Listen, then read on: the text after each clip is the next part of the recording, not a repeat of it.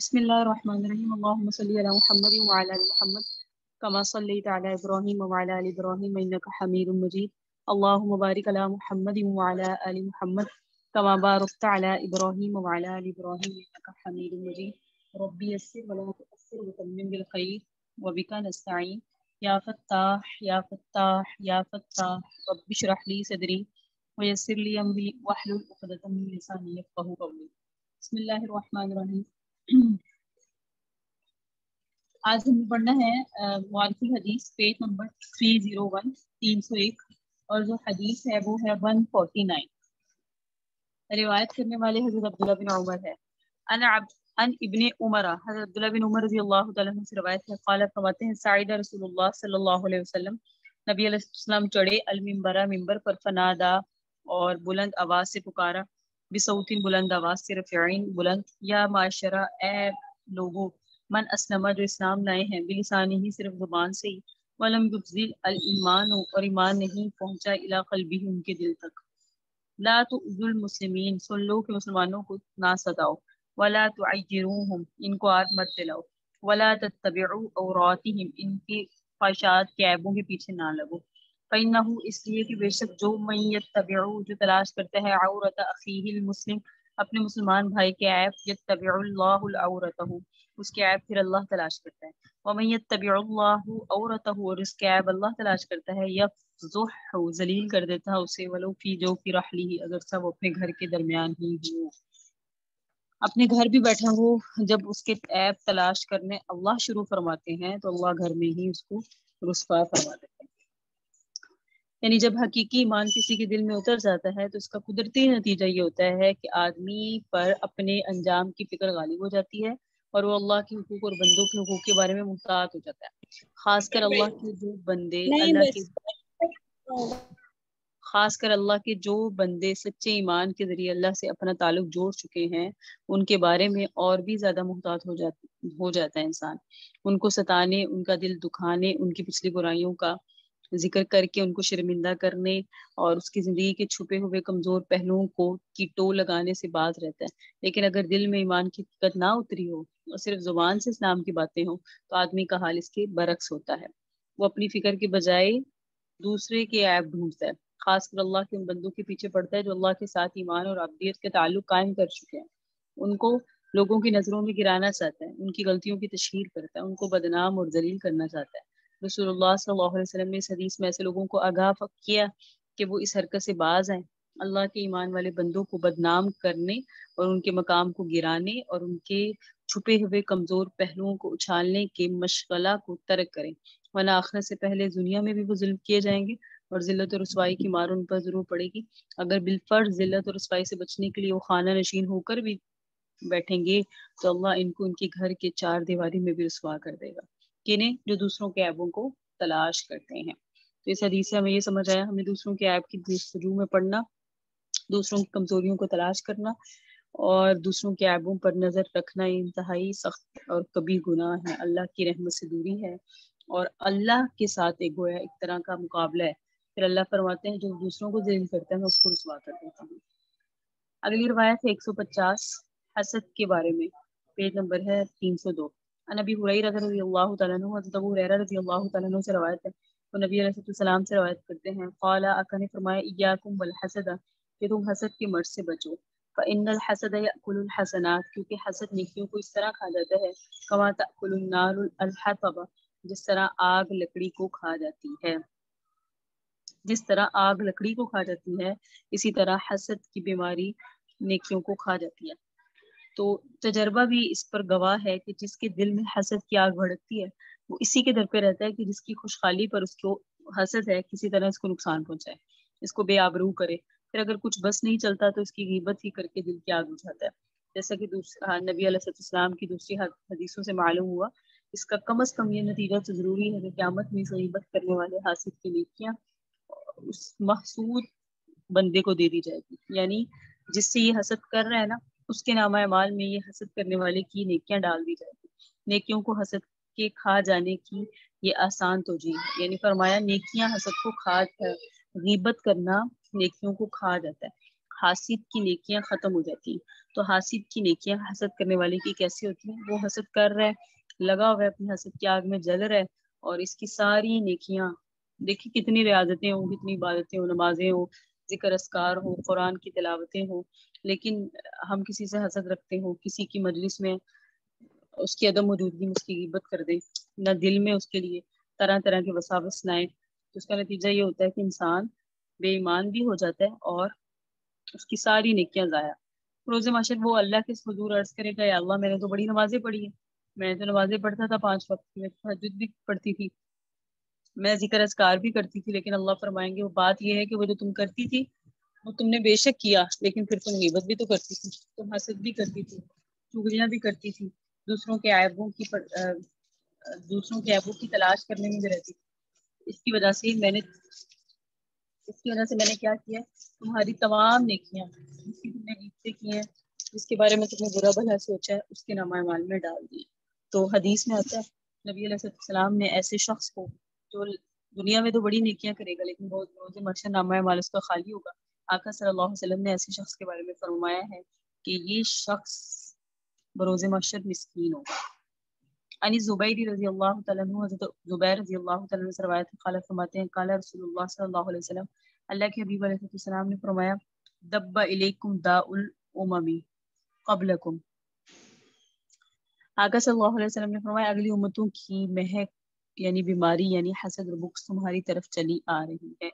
دبا بیماری چلی آ رہی ہے، لیکن تمہاری طرف داء الامم پہلی امتوں کی بیماری، قبلکم جو تم سے پہلے تھے، اور وہ کیا ہے؟ الحسد و حسد، والبغضاء بغض رکھنا۔ آقا علیہ السلام نے فرمایا یہ الحالقہ، یہ موڑ دینے والی ہے، ہلاک کر دینے والی ہے۔ لا قولو، میں یہ نہیں کہہ رہا تحلق الشعر کے بالوں کو موڑ دیتی ہے، ولیکن تحلق الدین، یہ دین کی بنیاد کاٹ دیتی ہے۔ کیا؟ حسد اور بغض۔ اللہ اکبر۔ صحابہ کرام رضوان اللہ علیہم اجمعین کے متعلق نبی علیہ السلام علیم اور خبیر کی شہادت قرآن میں، جاننے والے رب اور دیکھنے والے رب کی شہادت قرآن میں محفوظ ہے، وہ ایک دوسرے پر شفیق اور مہربان ہے۔ صحابہ کرام کے بارے میں قرآن نے فرمایا رحماء بینہم، تو آپس میں شفیق بھی ہوتے ہیں، مہربان بھی ہیں، ہمدرد بھی ہیں۔ دوسری جگہ فرمایا کہ اللہ تعالیٰ کے خاص کرم نے ان کے دل ملا دیے اور وہ پرانے جھگڑوں کو بالکل بھلا کر آپس میں بھائی بھائی ہو گئے۔ فألف بین قلوبہم فأصبحتم بنعمتہ اخوانا، اللہ نے ان کے دلوں میں الفت ڈال دی اور انہوں نے صبح اس حال میں کی کہ ان کے دل، یا فاصبحتم کا مطلب ہے ہو گئے ان کے دل اللہ کی نعمت کی وجہ سے اخوانا، بھائی بھائی۔ ایک اور جگہ رسول اللہ صلی اللہ علیہ وسلم کو مخاطب کر کے فرمایا کہ اللہ کا یہ خاص انعام ہے کہ اس نے تم پر ایمان لانے والوں کے دل ملا دیے، اگر تم اس مقصد کے لیے دنیا کی ساری دولت اور سارے خزانے بھی خرچ کر ڈالتے تو بھی ان کے دلوں میں الفت اور محبت پیدا نہیں کر سکتے تھے۔ بہرحال قرآن مجید کی ان واضح شہادتوں سے پتہ چلتا ہے جہاں تک صحابہ کرام کا تعلق ہے ان کے دل ایک دوسرے کی محبت اور الفت سے بھر دیے گئے تھے، ان میں باہم بغض اور حسد کا نام و نشان نہیں تھا۔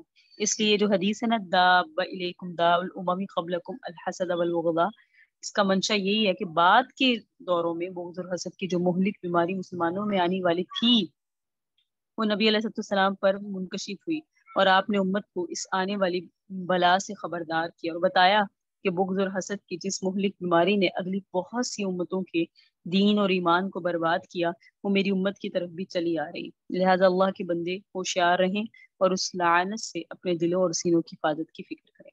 تو یہ دیکھیں اب ہم ایک حسد اور بغض ایسی بیماری ہے جس کی اصلاح بہت زیادہ ضروری ہے، اور علمان الحفیظ یہ ایسی بیماری ہے کہ جو نیکیوں کو بھی کھا جاتی ہے، اور نبی علیہ السلام نے اس کی بہت پہلے جو ہے نا واضح فرما دیا تھا کہ یہ بیماری آئے گی۔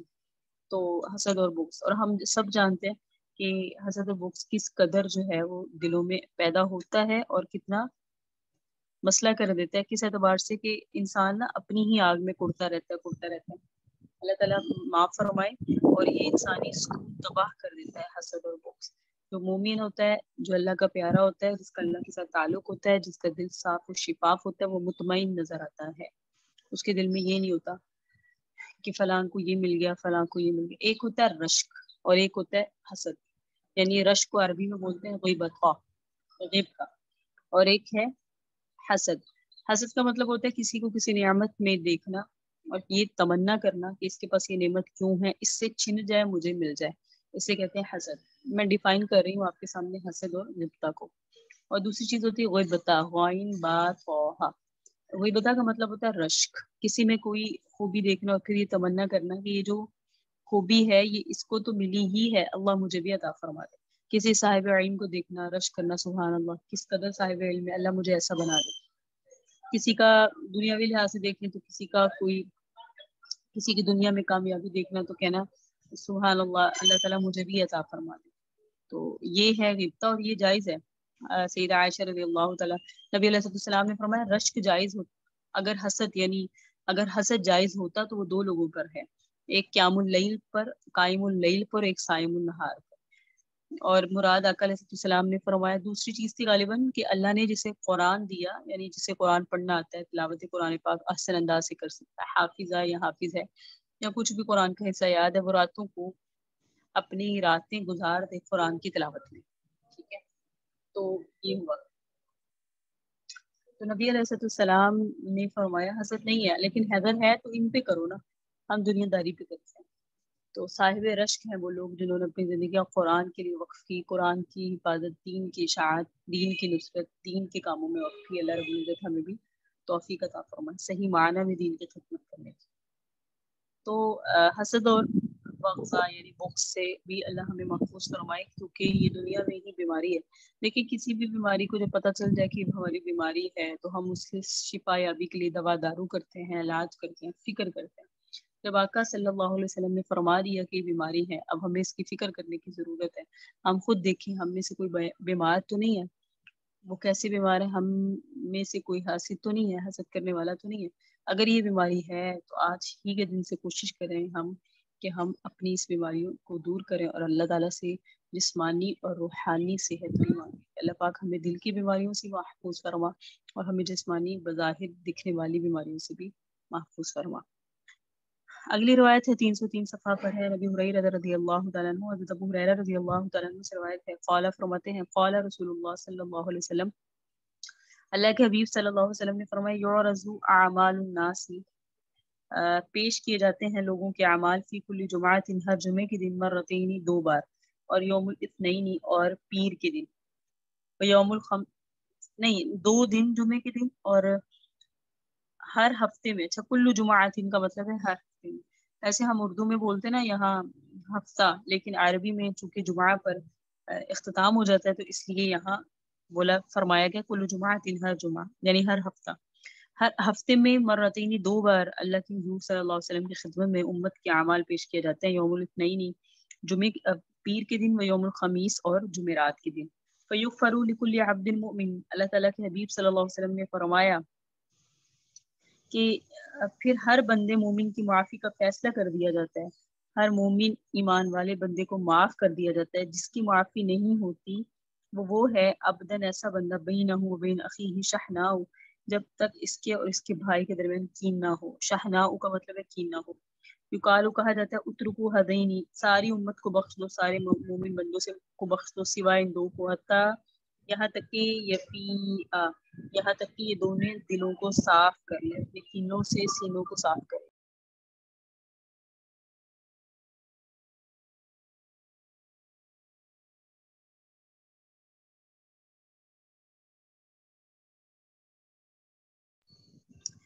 اس حدیث کی تشریح ایک دوسری روایت سے بھی ہوتی ہے، جس کو امام منذری نے ترغیب اور ترہیب ایک کتاب ہے اس میں اوسط طبرانی کے حوالے سے نقل کیا ہے۔ اس میں فرمایا کہ ہر جمعہ اور ہر دو شنبہ سے مراد یہاں پیر اور پنجشنبہ سے مراد یہاں جمعرات کو لوگوں کے اعمال پیش ہوتے ہیں، تو جس نے توبہ کی ہوتی ہے اس کی توبہ قبول ہو جاتی ہے۔ لیکن جن دو لوگوں کے دلوں میں کینہ ہو، یعنی کینہ رکھنے والوں کے اعمال ان کے کینے کے سبب لٹا دیے جاتے ہیں، یعنی ان کی معافی اور توبہ کی قبولیت کا فیصلہ بھی نہیں کیا جاتا جب تک کہ وہ اس سے باز نہ آ جائے، اللہ معاف فرمائے۔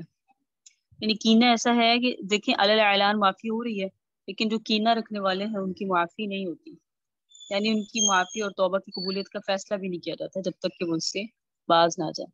اس مضمون کی چند اور حدیثیں بھی ہیں، ان سب سے یہ معلوم ہوتا ہے کہ جس مسلمان کے دل میں دوسرے مسلمان بھائی کے لیے کینہ ہوگا تو جب تک وہ اس کینے سے اپنے دل اور سینے کو صاف پاک نہیں کرے گا اس وقت تک وہ اللہ کی رحمت اور مغفرت کا مستحق نہیں ہوگا۔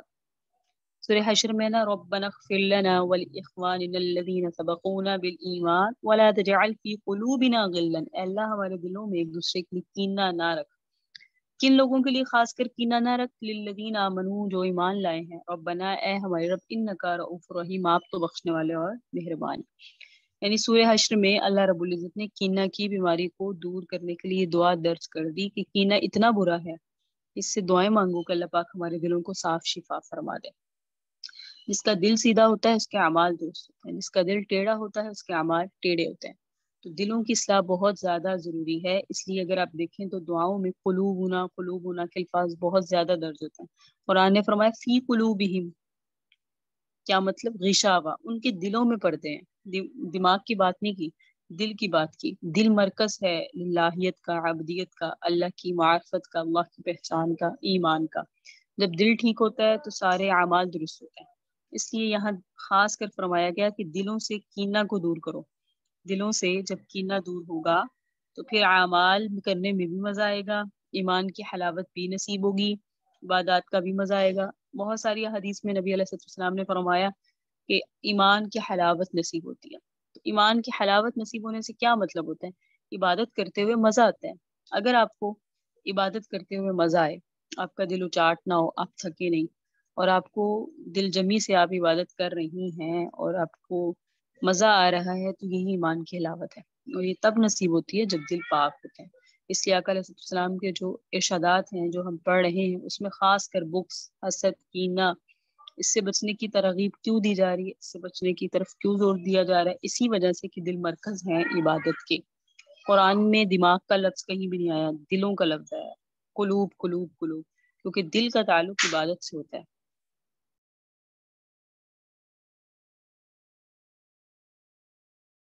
دل کی اصلاح بہت زیادہ ضروری ہے. اللہ رب العزت ہمیں دل کی حفاظت کرنے کی توفیق عطا فرمائے.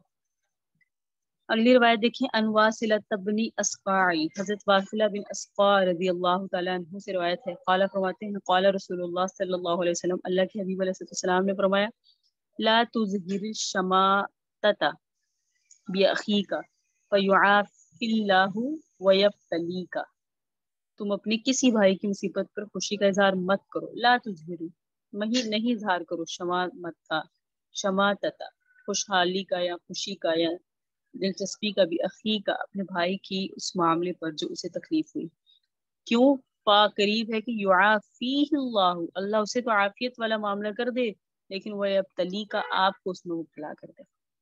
تو اس سے کبھی بھی عموماً یہ ہوتا ہے کہ ہم کسی کو تھوڑی ایک سیکنڈ کے لیے بھی ہمارے دل میں خیال آیا کسی کے بارے میں حقارت کا، یقین کریں ایسے بڑے کیسز دیکھے. خواتین بتاتی ہیں، طالبات بتاتی ہیں کہ ہم نے کسی کو حقارت کی نظر سے دیکھا کہ اس کی تو فجر ہی نہیں ہوتی، یہ تو بے نمازی ہے. طالبہ نے خود بتایا، باجی میری نماز فجر قضا ہونا شروع ہو گئی. تو ہم اپنی عبادات پہ بھی ناز نہیں کر سکتے، الا یہ کہ ہم کسی کو برا سمجھے. تو یہ ہے کہ کسی کے کیا معاملات ہیں اللہ کے ساتھ، وہ اللہ بہتر ہی جانتے ہیں. لیکن اللہ نے فرمایا کسی کو حقارت کی نظر سے مت دیکھو، یا مصیبت پر خوش نہ ہو، کیونکہ مصیبت، یا دیکھیں بے نمازی ہونا بھی ایک مصیبت ہی ہے نا. یعنی اب کسی بھی معاملے میں اپنے نفس کو بے باک مت کرو. کچھ بھی سوچ لیا، کچھ بھی کر لیا، کچھ بھی کہہ لیا، اللہ کی حدود میں رہیں. اللہ کی جب ہم حدود میں رہیں گے تو اللہ کی رحمت میں رہیں گے. جب اللہ کی حدود کو چھوڑتے ہیں، اللہ کی رحمت ہم سے ہٹ جاتی ہے اور پھر ہم بے یارو مددگار کھڑے ہوتے ہیں. اللہ پاک اپنی معرفت نصیب فرمائے.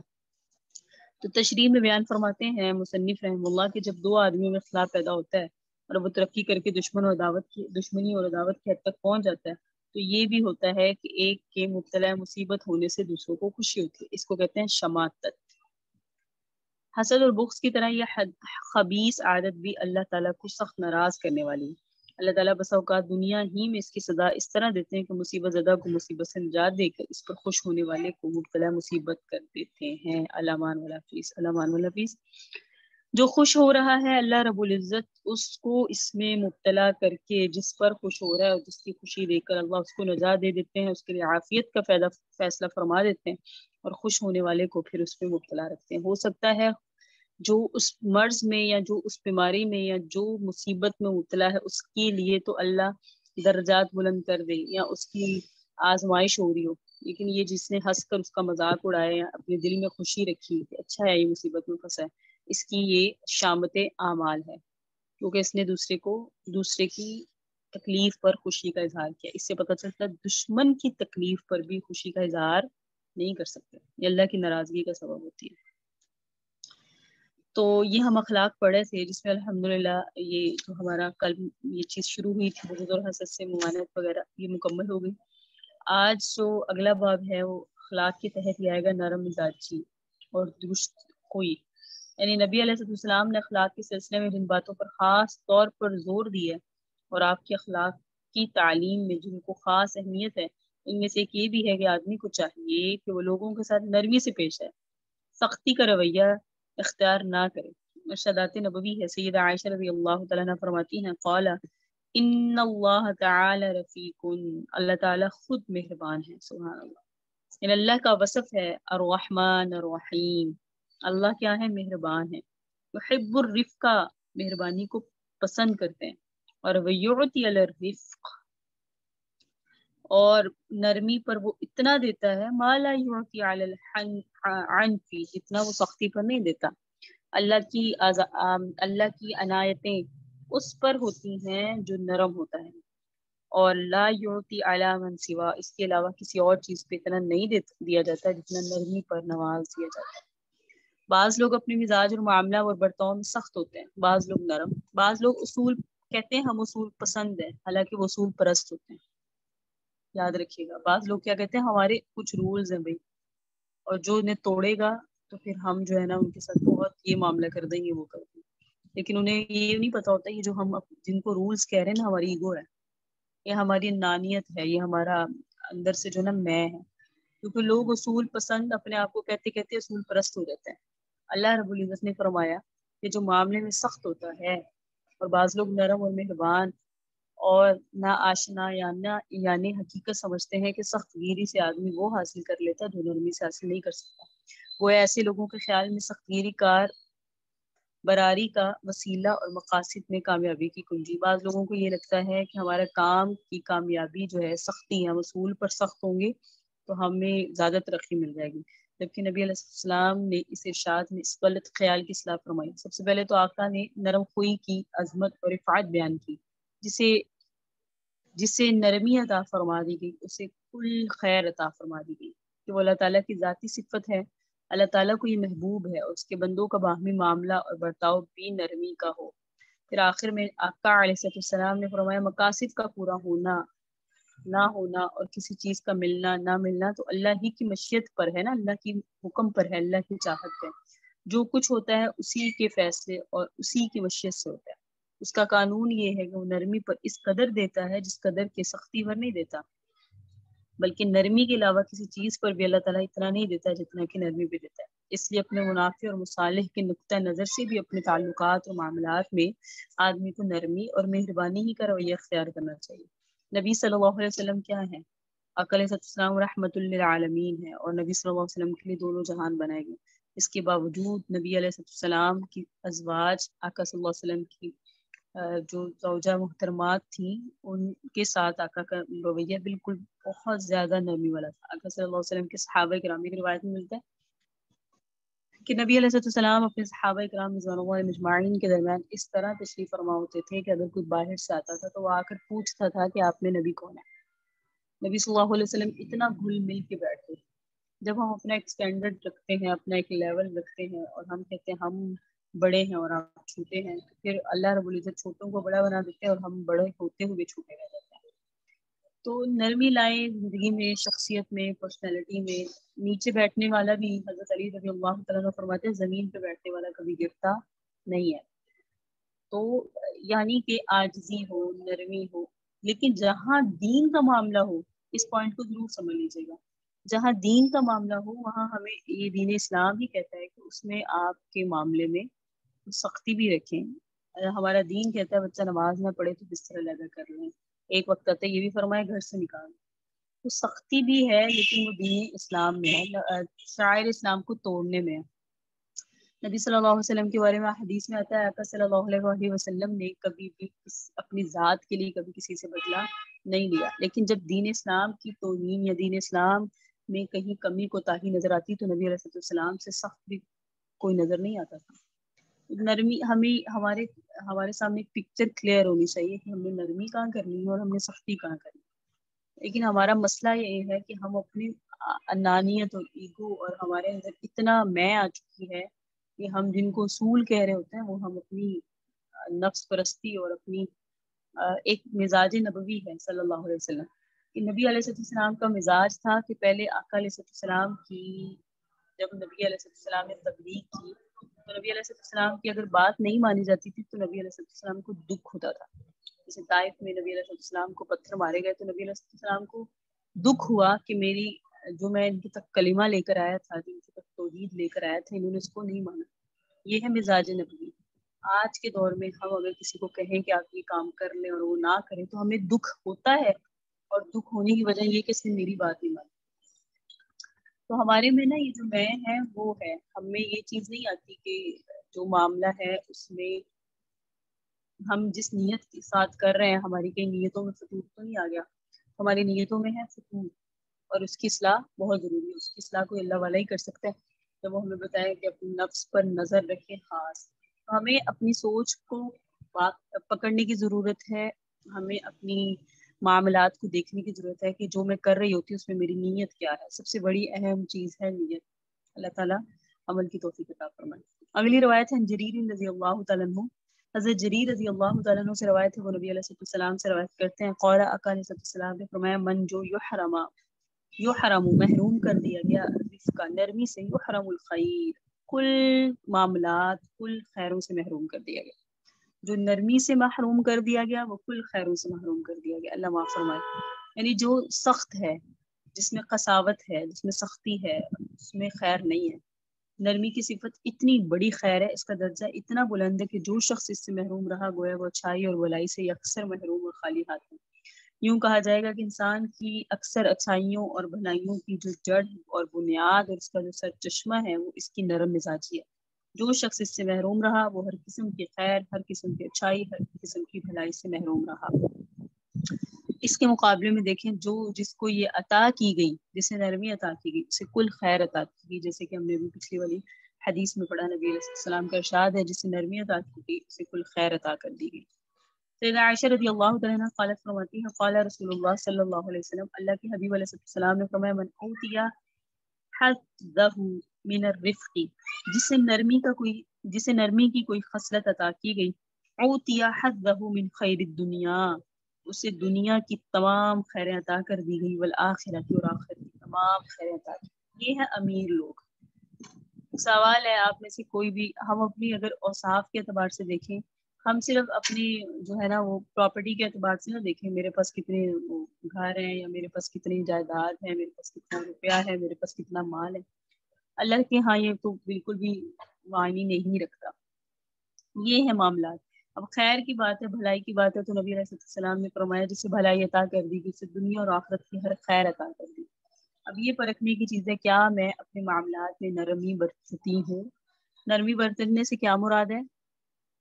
آپ اختیار رکھتے ہیں, آپ کو غصہ آ گیا, آپ کے واقعی آپ کے ساتھ ظلم کیا گیا, زیادتی کی گئی, آپ اس بات میں سچے ہیں, آپ کو اختیار ہے, موقع ہے, بدلہ لے سکتے ہیں, جائز بھی ہے بدلہ لینا, لیکن اس موقع پر معاف کر دینا. نبی علیہ السلام فتح مکہ میں کے موقع پر نبی علیہ السلام اپنی سواری پر سوار ہیں. نبی علیہ السلام کے ساتھ ایک صحابی رسول ہیں. یہ وہ مکہ ہے جہاں سے نبی علیہ السلام کو بڑی زیادہ ظلم و ستم سے نکالا گیا. صحابہ کرام اتنے مجبور ہو جاتے تھے کہ صحابہ کرام نے حبشہ کی طرف ہجرت کی. نبی علیہ السلام نے غاروں میں چھپ کر عبادت کی. جب بیت اللہ میں عبادت کیا کرتے تھے نبی علیہ السلام تو آقا علیہ السلام کی مبارک کمر پر اوجری ڈال دی جاتی تھی کہ آقا سجدے میں ہوتے تھے. اور اس حالت میں نبی علیہ السلام کو بہت تکلیف دی گئی, بڑا ستایا گیا. صحابہ کرام کو سیدنا صدیق اکبر کو اتنا ستایا کہ سیدنا صدیق اکبر بے ہوش ہو گئے, بہت پتھر مارے گئے اور انتہا درجے کا ظلم کیا گیا. اب دیکھیے اختیار تھا نبی علیہ السلام کو, اللہ کا حکم آیا آپ یہاں سے چلے جائیں. اللہ کے حکم کے بغیر تو جا نہیں سکتے تھے. آیا مدینہ چلے گئے. 10 سال بعد جب نبی علیہ السلام واپس تشریف لائے ہیں, وہی ظالم ہے, وہی شہر ہے, وہی لوگ ہیں, وقت بھی ہے, قوت بھی ہے, طاقت بھی ہے, اختیار بھی ہے, اور ظلم کرنا اور بدلہ, اس ظلم کا بدلہ لینا, ظلم تو نہیں, اس ظلم کا بدلہ لینا جائز بھی ہے. اور آج کے دن جو صحابہ رسول تھے انہوں نے کہا الیوم یوم الملحمہ، آج تو گوشت کا دن ہے، یعنی جو ہمارے ساتھ کیا گیا ہے نا آج کے دن ہم کریں گے۔ نبی علیہ السلام نے فرمایا لا تثریب علیکم اليوم، آج کے دن کسی سے کوئی بدلہ نہیں دیا جائے گا، الیوم یوم المرحمہ، آج رحم کا دن۔ اتنی خوبصورت بات نبی علیہ السلام نے فرمایا الیوم یوم المرحمہ، آج تو رحم کیے جانے کا دن ہے، ملحمہ نہیں ہے۔ حضرت معاذ سے غالباً فرمایا الیوم یوم المرحمہ، آج رحم کیے جانے کا دن ہے۔ نبی علیہ السلام اگر اس موقع پر وہ کرتے جو ہم کرتے تو ہمارے لیے آئیڈیل آقا کی شخصیت کبھی نہ بنتی۔ نبی علیہ السلام نے عمل کر کے بتایا، اختیار بھی ہو، طاقت بھی ہو، دل میں وہ باتیں بھی ہوں جو آپ کے ساتھ کی گئی ہیں، اس موقع پر صرف اس لیے کہ اللہ رب العزت کا حکم ہے اور مجھے اس موقع پر معاف کرنا ہے۔ یقین کریں نبی علیہ السلام نے فرمایا جو حق پر ہوتے ہوئے لڑائی چھوڑ دیں اسے جنت کے درمیان میں محل بنوا کے دینے کا میں خود ضامن ہوں، ہاتھ سے پکڑ کے اسے جنت میں لے کے جاؤں گا۔ آقا نے یہ نہیں فرمایا کہ جو ہے وہ اس کے ساتھ ظلم ہوا ہے اور وہ برابر ظلم کا بدلہ لے لے، نہیں، فرمایا حق پر ہے، ظلم ہوا ہے، برابر ہے، وہ لے سکتا ہے لیکن چھوڑ دے تو اس کے لیے میں محل کا ضامن ہوں، وہ بھی اوسط یعنی درمیان میں۔ تو نبی علیہ السلام کے ارشادات میں اخلاق کی ہمیں تعلیم ہے، اور ہم چونکہ اخلاق پڑھیں، نرم مزاجی پڑھیں، تو نرم مزاجی آتی ہے جب انسان میں تو پھر وہ معاف بھی کرتا ہے۔ سیدنا محمد صلی اللہ علیہ وسلم، حضرت محمد صلی اللہ علیہ وسلم کو عربی لوگ، عرب میں کچھ بدوی آئے یعنی عربی آئے، گاؤں کے رہنے والے آئے، انہوں نے نبی علیہ السلام سے مانگا، نبی علیہ السلام سے ایسے مانگا کہ آقا علیہ السلام کی چادر کو گلے میں کھینچا، دیں اور ہر دفعہ نبی علیہ السلام انہیں دیتے، تو اس بار آقا کے پاس نہیں تھا، آقا نے نہیں دیا لیکن انہوں نے پھر بھی کھینچا۔ اب اس موقع پر ہم میں سے کوئی ہو، ہمارے گھر میں اللہ نہ کرے کوئی کام والے ہمارے ساتھ یہ معاملہ کرتے تو ہمارا آگے سے بیہیویئر کیا ہوگا؟ لیکن نبی علیہ السلام کی سیرت یہ ہمیں بتاتی ہے کہ آقا نے وہاں معاف فرمایا، تو ہمیں اللہ، یہ ہے مالداری، ہمیں اپنا خود محاسبہ کرنا ہے۔ عربی ایک مقولہ ہے حاسبوا قبل ان تحاسبوا، اپنا محاسبہ خود کرو اس سے پہلے کہ تمہارا محاسبہ کیا جائے۔ میرا بھی محاسبہ ہونا ہے، آپ کا بھی ہونا ہے، ہم نے اللہ کے حضور کھڑے ہونے، اور نبی اللہ تعالیٰ نے ہمارے سامنے ہمارے تمام معاملات کھول کے بیان کر دینا۔ اس سے پہلے ہم اپنا محاسبہ کر لیں، ہم کہاں کھڑے ہیں، ہمارے معاملات کیا ہیں۔ اللہ معاف فرمائے، اللہ معاف فرمائے، ہم یقین کریں دوسروں پہ نظر رکھتے ہیں، ہماری اپنے پہ نظر نہیں ہے۔ ہم کہتے ہیں دوسرا ایسا ہے، اس کا یہ معاملہ خراب ہے، اس کا یہ معاملہ خراب ہے، اس کا یہ معاملہ خراب ہے۔ ایک اللہ والے ہیں، ان سے کسی نے یہی پوچھا کہ فلاں کے بارے میں یہ بات پتہ چلی، آپ کو معلوم ہے کہ وہ ایسا ہے یا نہیں؟ تو اس اللہ والے نے بڑا پیارا جواب دیا، انہوں نے کہا میں دوسروں کے بارے میں تب سوچوں جب مجھے اپنے بارے میں سوچنے سے فرصت ملے، میں تو اپنی ہی کوتاہیوں پر نظر رکھتا ہوں۔ لیکن آج کا دور حاضر یہ ہے، سوشل میڈیا اور ہر چیز، ہم دوسروں کے عیبوں کو دیکھ رہے ہیں، دوسری کی چیزوں کی تلاش کر رہے ہیں، لیکن اپنے جو عیب ہے نا ان سے ہم نے آنکھیں بند کی ہیں۔ اللہ پاک ہمیں عمل کی توفیق دے اور سمجھنے کی اور اپنا محاسبہ کرنے کی توفیق عطا فرمائے۔ اگلی روایت ہے سیدہ عائشہ رضی اللہ تعالیٰ عنہ سے، عائشہ رضی اللہ تعالیٰ عنہ قالت قال رسول اللہ صلی اللہ علیہ وسلم، سیدہ عائشہ سے روایتیں فرماتی ہیں کہ نبی علیہ السلام نے فرمایا لا یرید اللہ بأہل بیت رفقا الا نفعهم ولا یحرمهم ایاہ الا ذرأہم، نہیں ارادہ کرتا اللہ تعالیٰ کسی گھر کے لوگوں کے لیے نرمی کی صفت عطا کرنے کا مگر ان کو نفع پہنچاتا ہے، اور جس کے ذریعے اور نہیں ان کے ذریعے انہیں نفع عطا فرماتا ہے، اور نہیں محروم کرتا کسی کے گھر والوں کو نرمی کی صفت سے مگر یہ کہ ضرورت پہنچاتا ہے۔ یعنی جسے نرمی سے محروم کر دیتا ہے اللہ رب العزت، ان کو نقصان ہوتا ہے، یعنی ان کا سب سے بڑا نقصان تو یہی ہے وہ نرمی سے محروم ہے۔ دیکھیں حدیث میں نا آتا ہے نبی علیہ السلام نے صدقے کی فضیلت کو نا بہت ساری احادیث ارشاد فرمائی۔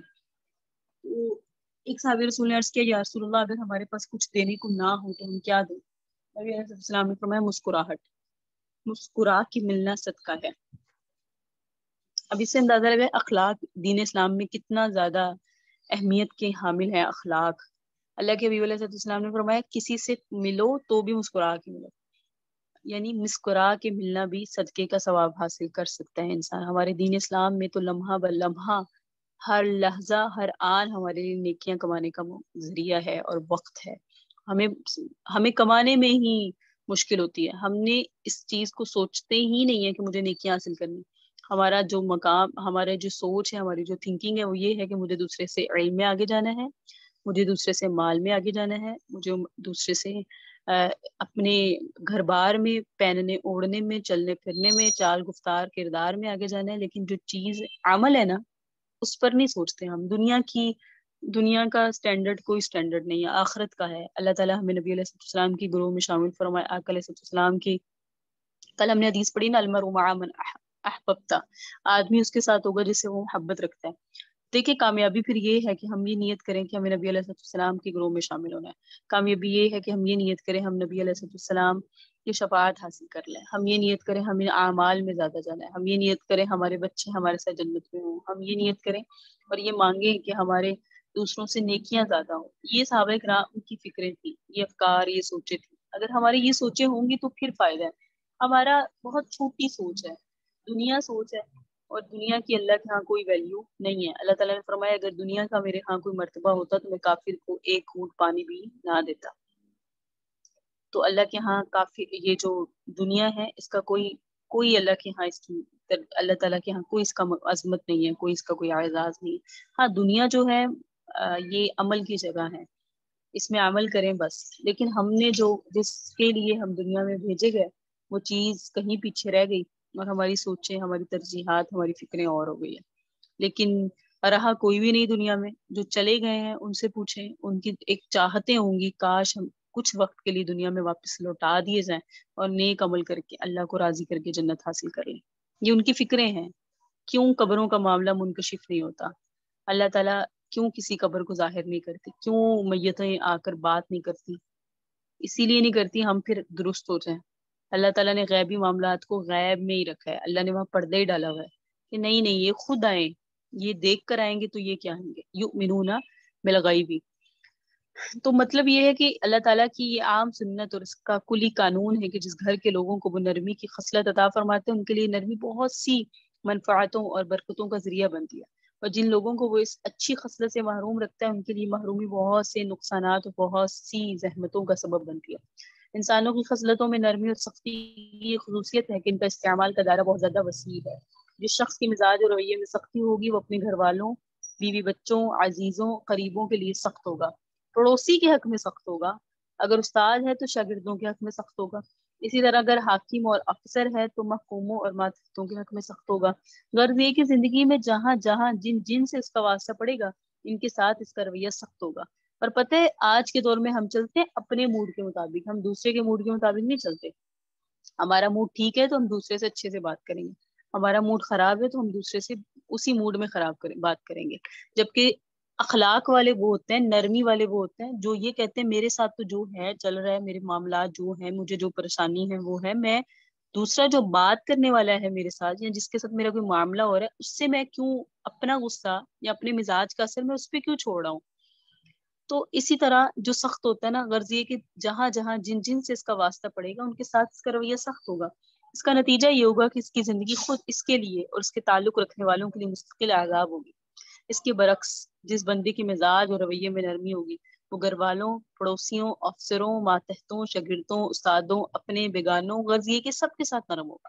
اس کا نتیجہ یہ ہوگا پھر یہ نرمی باہم محبت اور مودت پیدا کرے گی، اکرام اور احترام پیدا کرے گی، خیر خواہی کے جذبات کو ابارے گی، اور اس کے برعکس سخت مزاجی اور تندخوئی دلوں میں بغض اور عداوت پیدا کرے گی، اور حسد اور بدخوئی اور جنگ و جدل کے منحوس جذبات کو بھڑکائے گی۔ سختی اور نرمی کی یہ تو چند وہ دنیاوی نتائج ہیں جن کا ہم روزمرہ اپنی زندگیوں میں اور اپنے ماحول میں تجربہ اور مشاہدہ کرتے ہیں، اور تھوڑے سے غور و فکر سے بہت سے ان بڑے اور دور رس نتائج کو بھی سمجھ سکتے ہیں۔ اس کے علاوہ اس نرم مزاجی اور سخت روئی کے جو بے حد عظیم و شان اخروی نتائج ہیں آخرت کی زندگی میں سامنے آنے ہیں، ان کا تجربہ اور مشاہدہ تو اپنے وقت پر ہی ہوگا، لیکن اس دنیاوی زندگی میں آخرت کے نفع و نقصان اور ثواب اور آداب کو جتنا کچھ ہم جان اور سمجھ سکتے ہیں اس کے لیے نبی علیہ السلام کی ارشادات ہمارے لیے کافی ہیں۔ اب نرمی کتنی اہم ہے، مزاج میں نرمی ہونا اور اپنے مزاج کو سختی سے بچانا کتنا اہم ہے۔ اکثر طالبات نے اب بھی جوائن کیا، اس سے پہلے ہم نے جو 2 چیزیں پڑھی نا، حسد اور بغض سے اپنے آپ کو بچانا، وہ بہت اہم تھا۔ ہم پڑھیں اخلاق کا تعلق اس چیز سے کہ ہم اپنے مزاج میں نرمی نہ لائیں، سختی نہ لائیں، اپنے مزاج میں حسد نہ لائیں، بغض نہ لائیں، ٹو نہ لائیں، تجسس نہ لائیں۔ تجسس کریں گے حسد آئے گا، حسد کریں گے حسد اتنی بری بیماری ہے، اتنی بری بیماری ہے کہ حسد قتل و غارت تک لے آتا ہے، علامان الحدیث۔ پھر بندے کا دل کرتا ہے محسود کو مار دوں، جس سے وہ حسد کرتے ہیں نا، کسی طریقے سے میری آنکھوں سے بس اوجھل ہو جائے۔ انا عبداللہ بن مسعود رضی اللہ تعالیٰ عنہ، حضرت عبداللہ بن مسعود رضی اللہ تعالیٰ عنہ سے روایت فرماتے ہیں کہ رسول اللہ صلی اللہ علیہ وسلم نے فرمایا الا اخبرکم بمن یحرم عن النار وبمن تحرم النار علیہ علی کل حین لین قریب سہل۔ کیا میں تمہیں ایسے شخص کی خبر نہ دوں جو دوزخ کے لیے حرام ہے؟ بڑی پیاری حدیث ہے۔ کیا میں تمہیں نہ بتاؤں بمن یحرم علی النار، جس پر دوزخ کی آگ اللہ نے حرام فرما دی، وہ دوزخ میں نہیں جائے گا۔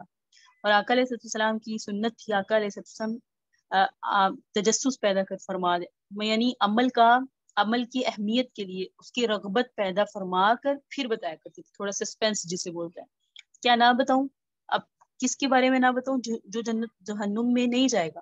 اب ظاہری بات ہے صحابہ کرام کے دل میں آیا ہوگا جی جی ضرور بتائیں، ان کی تو ترجیحات ہی یہ تھی۔ فرمایا وَبِمَنْ تَحْرُمُ النَّارِ عَلَيْهِ، دوزخ کی آگ ہر ایسے شخص پر حرام ہے، حیّن، جو مزاج کا تیز نہ ہو، لین، جو مزاج کا نرم ہو، قریب سہل، لوگوں سے قریب ہونے والا ہو، سہل نرم خو ہو، لوگوں سے قریب ہونے والا۔ تو حیّن، لین، قریب، سہل، 3 لفظ یاد کریں۔ 4 حین، لین، قریب، سہل۔